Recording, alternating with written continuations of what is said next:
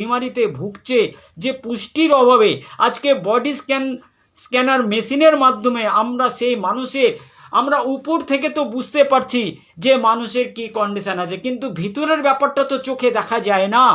তাই ভিতরের ব্যাপারটাই যদি বুঝতে হয় তো বডি স্ক্যানারের মাধ্যমে সেই মানুষের কি কন্ডিশন আছে, তার স্বাস্থ্যের কি অবস্থা আছে, বা ব্লাড রিপোর্টের মাধ্যমে, আজকের বিভিন্ন এক্সরের মাধ্যমে সেই মানুষের ভিতরের কন্ডিশনটা বোঝানো যায়।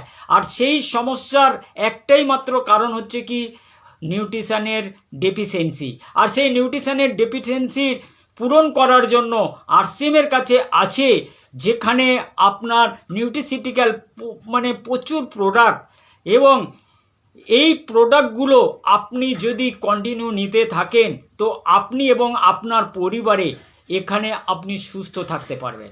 তো আজকের